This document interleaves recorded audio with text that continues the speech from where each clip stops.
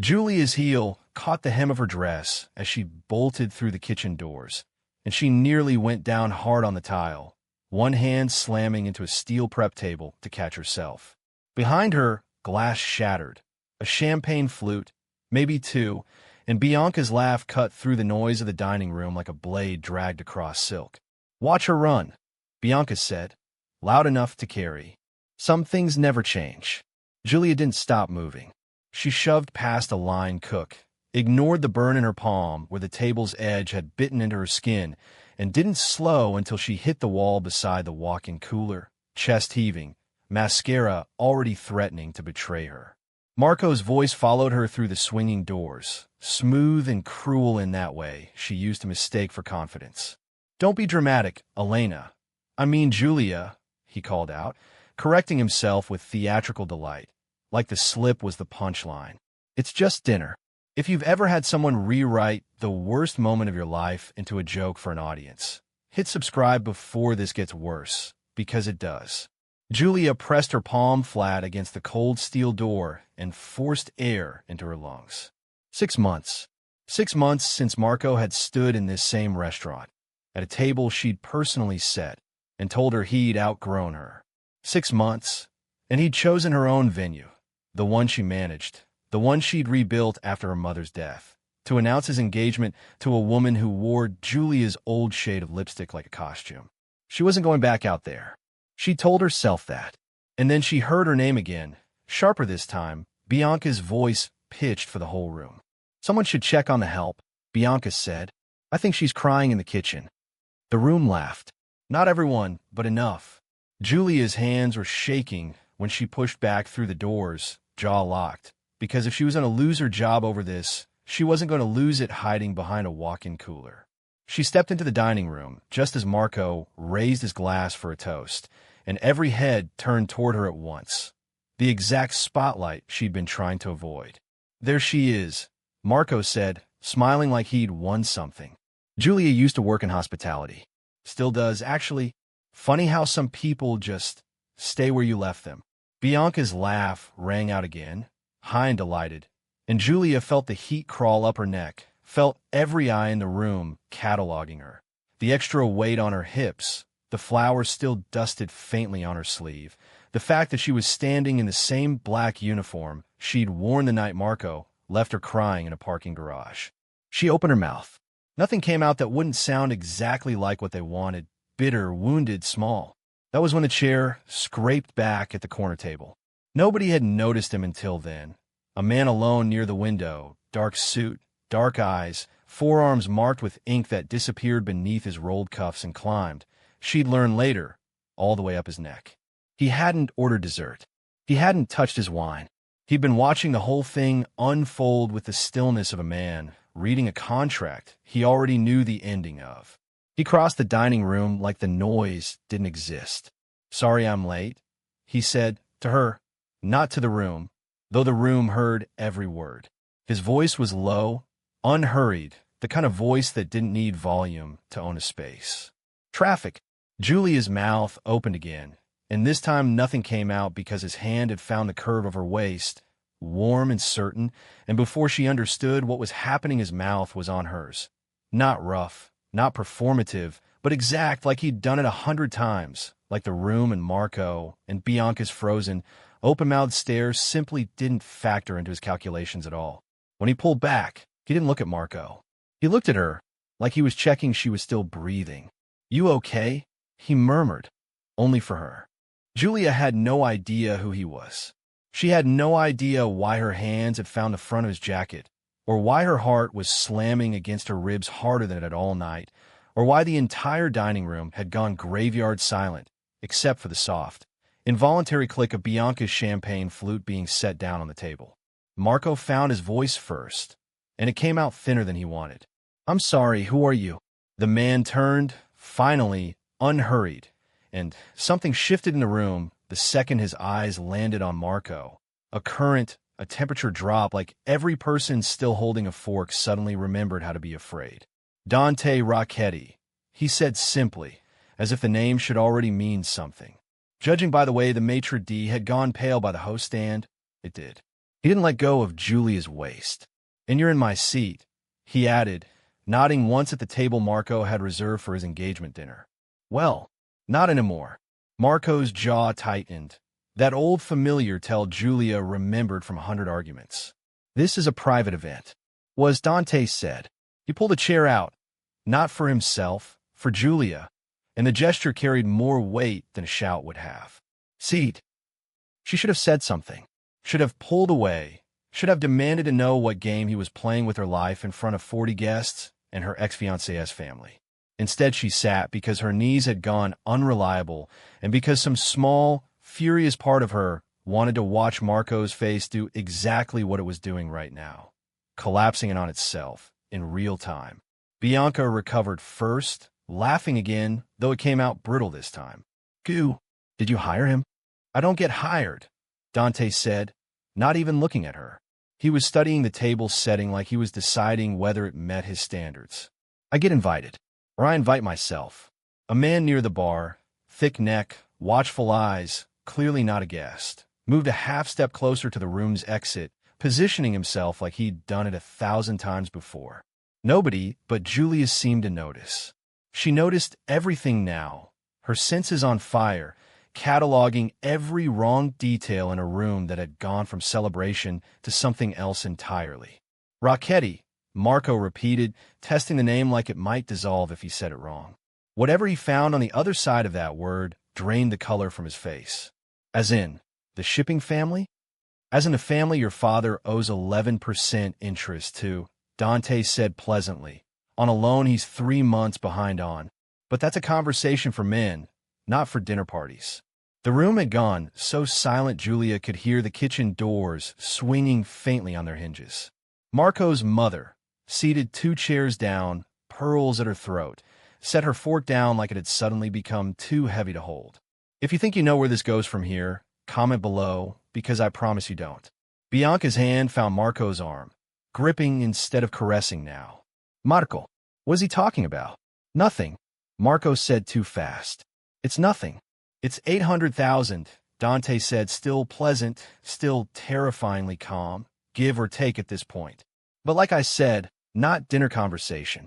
He turned to Julia, and something in his face softened by degrees, the predator settling back into something almost gentle.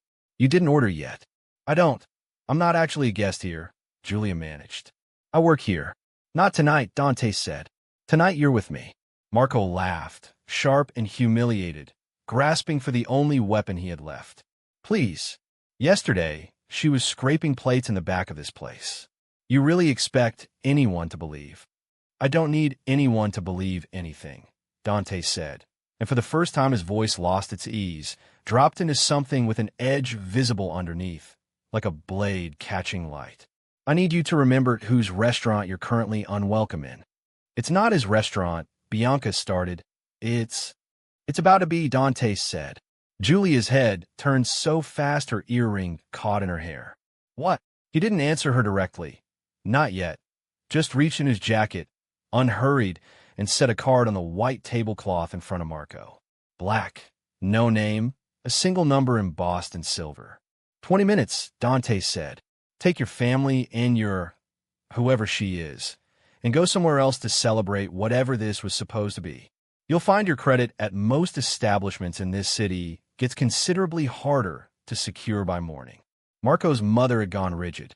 His father, silent until now, a heavy-set man Julia vaguely recognized from photos in Marco's old apartment, was already standing, already pulling at his son's sleeve with the urgency of a man who understood exactly how deep a hole he dug and exactly whose hand was hovering above the shovel. "Marco," his father said, low and furious, "we're leaving." "Papa." "Now." Bianca grabbed her clutch off the table, heels clicking a furious, undignified rhythm as she stalked toward the exit without waiting to see if Marco followed. He did, a beat later, pausing only long enough to lean toward Julia, close enough that Dante's hand tightened almost imperceptibly around the back of her chair. "This isn't over," Marco said quietly. "Whatever this is, it's not real." "Neither was what we had," Julia said, and was startled by how steady her own voice came out. The room exhaled as the doors swung shut behind them. 40 guests suddenly unsure whether to applaud, whisper, or pretend none of it had happened. Julia turned to the man beside her, Dante Rocchetti, shipping money, black cards, a room that feared him before he'd said a single threatening word, and found she had absolutely no idea what she'd just become part of. "You didn't have to do that," she said. "No," he agreed. "I didn't." "Then why?" "Because I've been watching him build you up as a punchline for the last 10 minutes, Dante said, "and I don't like men who need an audience to feel powerful." He studied her face, something unreadable moving behind his eyes. "Also, you make excellent cannoli. I've been coming here for 3 weeks just to have them." Despite everything, despite the humiliation, the fear, the $800,000 now hanging over her ex-fiancé's family like a guillotine, Julia felt a laugh escape before she could stop it. Dante's mouth curved just slightly. There it is. The restaurant emptied faster than Julia had ever seen it clear, staff ushering out the remaining guests with the practiced urgency of people who understood, without being told, that something dangerous had just passed through the room.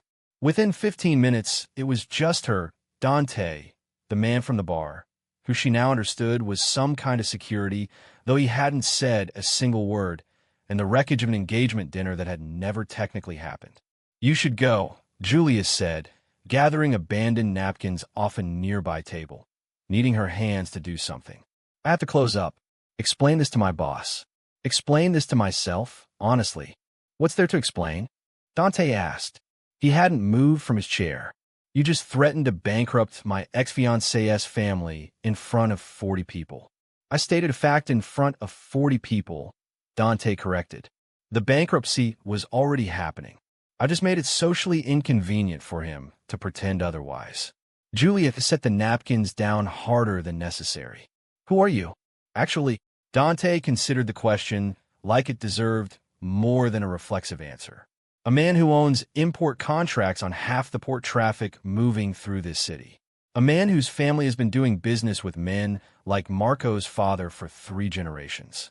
And tonight, apparently, a man who can't watch a woman get humiliated in her own restaurant without doing something about it. That doesn't answer who you are. It answers what I do." Something flickered across his face, not quite discomfort, but close. "Who I am is a longer conversation, one I don't usually have." She studied him, the ink climbing his throat where his collar had shifted, the watchfulness that never fully left his eyes even now, sitting still in an empty restaurant. Everything about him told her to be careful. Something else, quieter, told her she already wasn't being careful enough. "The kiss," she said. Was that part of the performance, or would it matter which? It might. Dante stood, closing the distance between them with unhurried steps. And this close, she could see the tattoo work more clearly. Vines and saints, and something that looked like a psalm in old script disappearing under his collar. "It started as a performance," he admitted. "I don't know what it was by the time I pulled back." Her breath caught. She hated that it caught.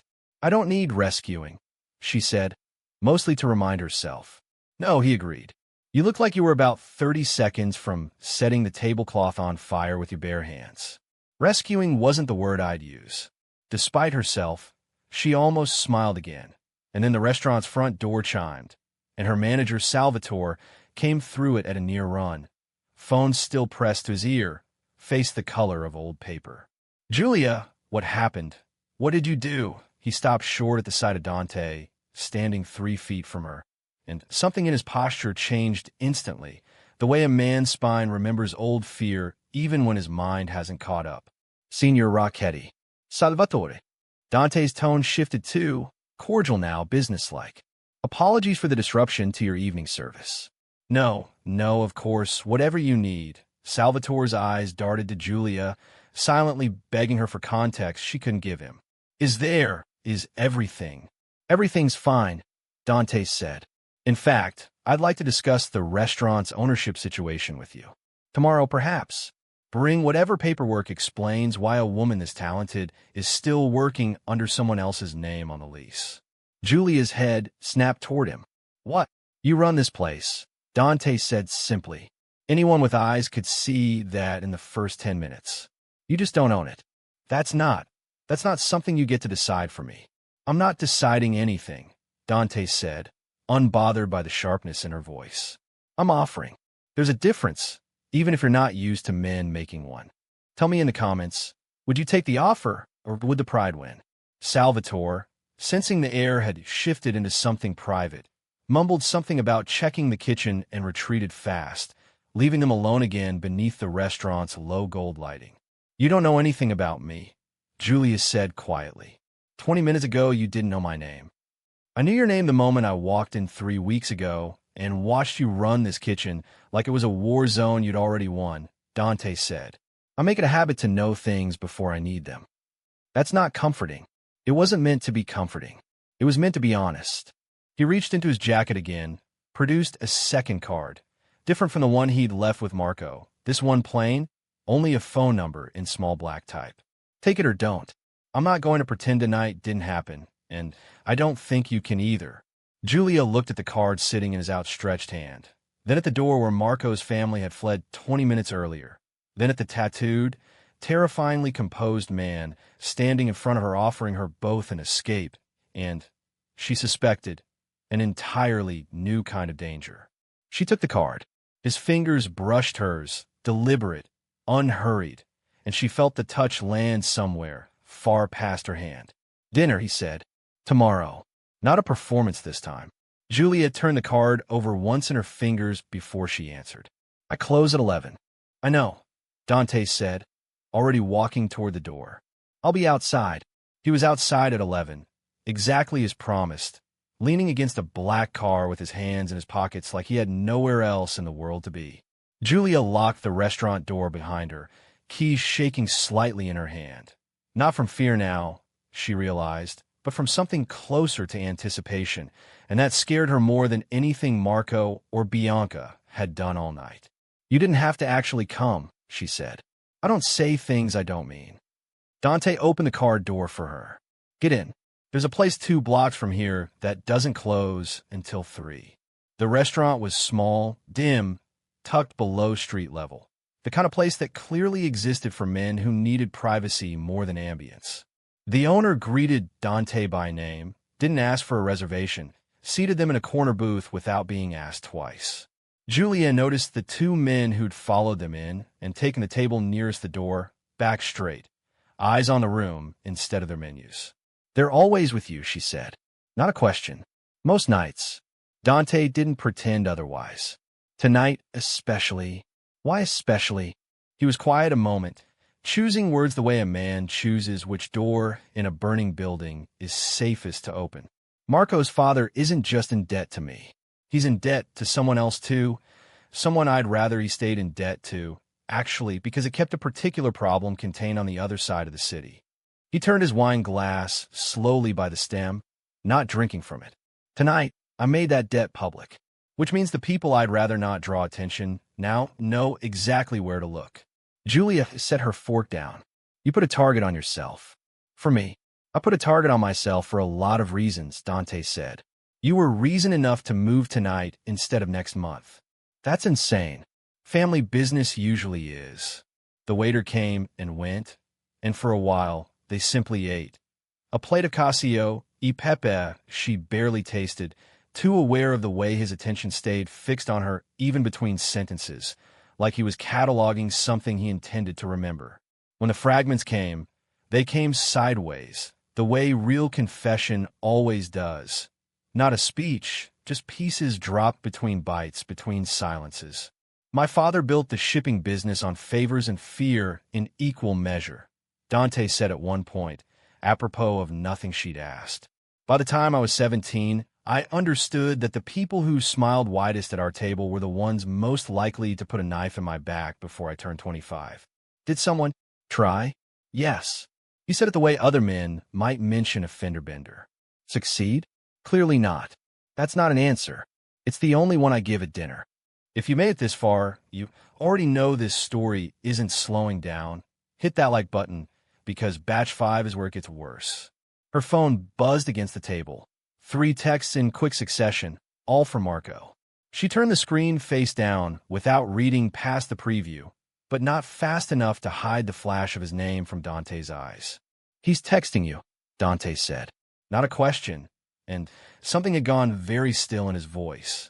I'm not answering. I didn't ask if you were. He reached across the table, not for her phone, but for her hand, turning it gently palm up like he was checking for a wound. What does he want? I don't know. I didn't read them. Read them. She hesitated, then unlocked the screen. We need to talk. My father's furious. You have no idea what you just did. Call me. 3 messages, escalating from wounded to threatening in the span of 10 minutes. He's scared, Dante said, reading her face rather than the screen. Scared men say stupid things to feel powerful again. He'll try to see you. Try to convince you this was some kind of misunderstanding he can still fix. I'm not going back to him. I know. Something in his jaw softened just slightly. I'm not worried about you going back. I'm worried about what he does when you don't. Julia turned her hand over in his, an instinct she didn't examine too closely. You keep talking like you already know how this ends. I know men like Marco, Dante said. Pride makes them predictable. He'll come back around wanting something. Either you or leverage against me, or both. I'd rather know which before he decides. And what do you want? She asked, quieter now. Really? Not the restaurant.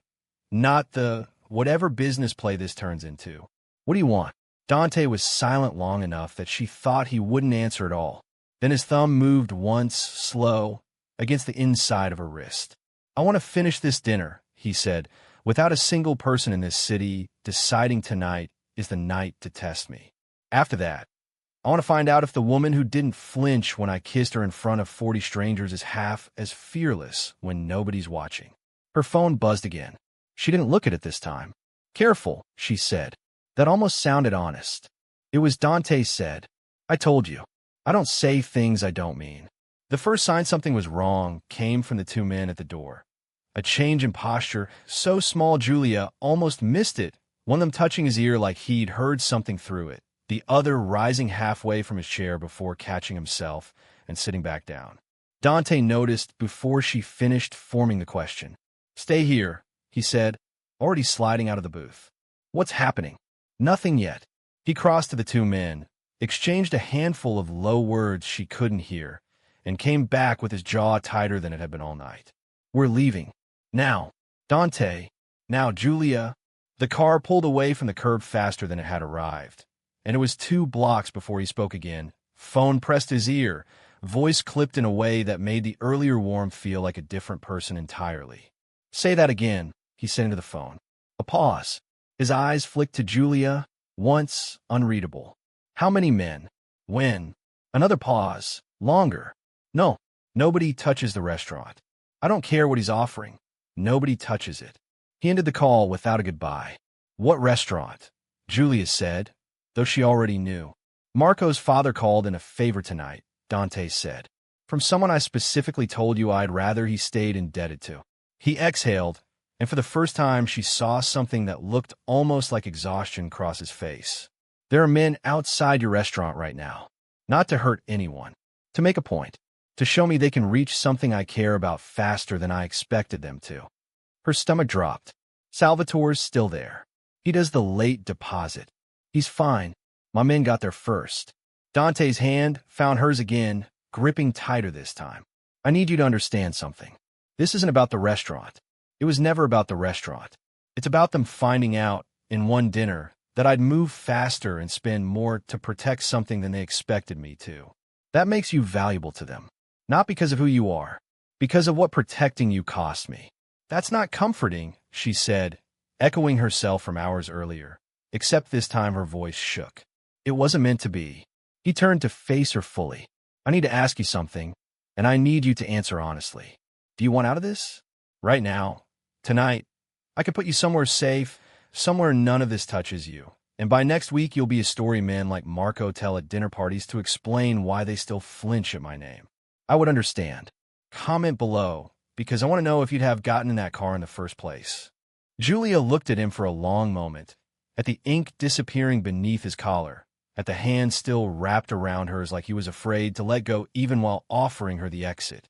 She thought about 6 months of being small, of being the punchline, of Marco's laugh echoing off restaurant walls while she folded herself into someone easier to leave. "No," she said. "No. I've spent 6 months being someone people humiliate because it's safe to.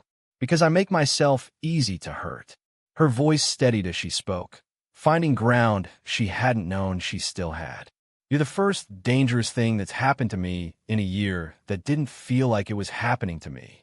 Something shifted behind Dante's eyes. Not relief exactly. Recognition. "You don't know what you're agreeing to? Then tell me." He was quiet as the car turned onto her street, slowing in front of her building, the restaurant 2 blocks further with its lights still burning, unharmed, exactly as he'd promised. "It means men will use you against me. It means some nights I won't be able to tell you where I am or why. It means the life I offer you comes with guards outside your door and a phone that only rings with either very good or very bad news." He reached up, brushed a strand of hair back from her face with a gentleness that didn't match a single other thing about him. "It means I will never, not once, let another man laugh at you in a room I'm standing in. That part isn't negotiable." Julia's throat tightened. "And the restaurant? Already yours," Dante said. "The paperwork's being drawn up tonight. Not because I own you now. Because nobody should get to hold something like that over your head ever again. Not Marco, not his father, not the men who thought tonight was a message they could send me. You can't just." "I already did." He studied her face, waiting. "Say something. Preferably something other than an argument." She laughed, startled, wet-eyed, disbelieving, and it broke something loose in her chest that had been clenched tight since the moment Marco's voice had followed her into that kitchen. "This is insane. You know that. 6 hours ago, I didn't know your name. And now I know exactly how dangerous you are," Julia said, "and I still don't want to get out of this car." Dante's mouth curved, slow and real, nothing like the composed half-smile he'd worn all night. "Good," he said, leaning in, "because neither do I." 3 weeks passed before Marco tried again. Not with text this time, but in person, waiting outside the restaurant on a Tuesday morning when he knew Dante's men would be running the earlier shift change, and the sidewalk would be, for exactly 4 minutes, less watched than usual. He'd clearly done his research. He'd also clearly underestimated how little those 4 minutes would matter. "You look good," he said, blocking her path to the door, hands shoved in his coat pockets. "New sign, I see. Julia's. Goo. Move, Marco. I heard he bought it for you. Like a dog gets a bone." His smile was trying too hard, the kind of smile men wore when they'd already lost and hadn't accepted it yet. "My father lost a shipping contract because of what happened that night. Do you understand what you cost my family? Your father lost the contract because he made a bet he couldn't cover and blamed everyone but himself when it came due," Julia said. "I didn't cost you anything, Marco. You did that yourself, a long time before I ever met Dante." His jaw tightened, the old tell, except this time it didn't land the way it used to, didn't make her shrink, didn't make her rehearse an apology for existing. "Bianca left me, by the way. Guess she only wanted the version of me that was still worth something." "I'm sorry to hear that," Julia said, and meant it about as much as he deserved. She stepped around him and reached for the door, and that was when his hand closed around her wrist. Not hard, but wrong, the kind of grip that told her exactly how far 6 months of humiliation had pushed him. "You don't get to just walk away from me like I'm nothing. Let go of her."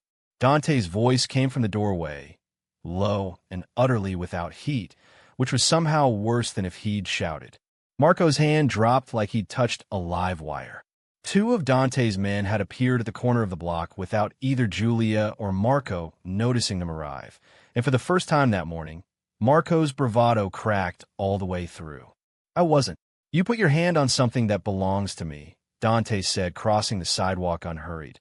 "In front of a restaurant with my name quietly attached to the lease and 11 cameras I personally paid to install. I'd think very carefully about your next sentence." Marco opened his mouth, found nothing worth the risk, and closed it again. "Here's what happens now," Dante continued. "You're going to walk to your car. You're not going to come back to this street, this restaurant, or within 20 feet of this woman again. And you're going to do it understanding that the only reason you're walking away right now instead of being carried is because she asked me, weeks ago, not to hurt you. I'd suggest you thank her." Marco looked at Julia, Really looked, maybe for the first time in over a year, and whatever he saw there, steady and unafraid and finally free of him, seemed to land harder than any threat Dante had made. He turned without another word and walked, fast, toward the corner, not looking back. Julia let out a breath she felt like she'd been holding for 6 months. "You okay?" Dante asked, echoing the first words he'd ever said to her, one hand coming to rest at the small of her back like it belonged there. "I'm better than okay." She turned to face him fully, morning light catching the ink at his collarbone where his shirt had shifted. "I didn't need you to save me. I want you to know that. I could have handled him." "I know," Dante said. "I wasn't there to save you. I was there because I promised you no one gets to make you small in a room I'm standing in. Doesn't matter if it's a 5-star dinner or a sidewalk on a Tuesday morning." She smiled, something warm and unguarded blooming across her face. The kind of smile she hadn't let herself wear freely in longer than she wanted to admit. "That's still saving me. You're just calling it something else." "Then let me call it something else," Dante said, drawing her closer, unbothered by the early hour or the street or the fact that half his men were watching with poorly concealed amusement. "I love you.